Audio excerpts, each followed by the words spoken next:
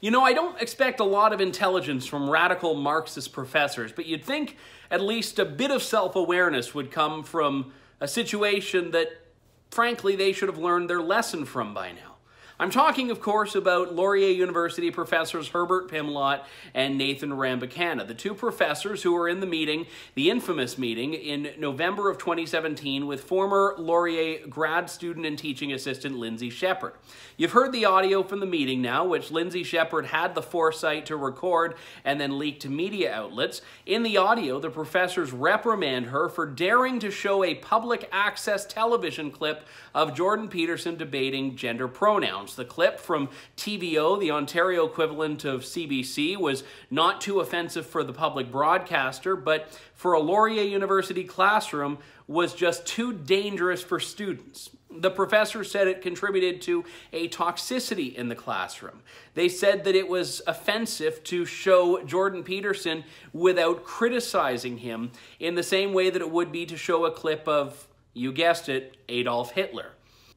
Well, in the little over a year since that story became international news, it's been a spectacularly eye-opening experience for many people about the state of free speech or lack thereof on college campuses.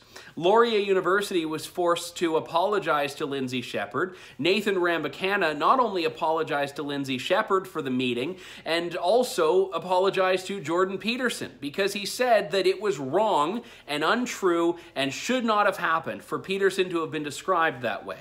So after these very public apologies and international embarrassment for Laurier University, what are the professors doing?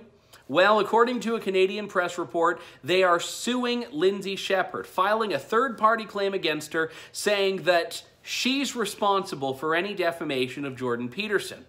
Now, they filed this to defend themselves against a lawsuit that Jordan Peterson is filing against them. But here's where things don't make sense. The professors say that they didn't defame Jordan Peterson, that he wasn't defamed, that he didn't suffer any damages. But this latest third-party filing against Lindsay Shepherd changes that a bit. They're saying, okay, well, maybe he was, but if he was, it's not our fault, it's Lindsay Shepherd's fault because she was the one that shared the audio. She was the one that published the words that, well, we said. Yeah, it doesn't really make much sense, does it? They're saying that this thing didn't happen, but if it did, it was Lindsay Shepherd's fault, even though in the case of Nathan Rambukkana, he already apologized because of an admission that what he did was wrong. So they seem to have forgotten the apology for the thing that they now say didn't happen. Yeah, this is pretty much, as I said earlier, not expecting much intelligence from neo-Marxist professors. We now have a professor suing his former student, someone that he said in a very open and candid letter he wishes he had nurtured more and mentored more, and now he's going to be putting her in a seat where she has to defend herself. This is a recent graduate, someone who has, by a lawsuit she's filed against the school and the professors, been left unemployable in her chosen field because of what this ordeal did to her. And this sends a chill across campuses, not just in Canada, but in the United States as well, that not only will you be subjected to these closed-door witch trials if you say the wrong thing based on what a left-wing professor thinks, but further to that, when you try to stand your ground, you could find yourself facing a lawsuit from these people. They just can't get enough of trying to drag Lindsay Shepherd through the ringer. And remember, Lindsay Shepherd is only a household name because she had the foresight to record this. Without that audio, we would never know the scope of what happened at Laurier and what we know is happening at campuses across North America.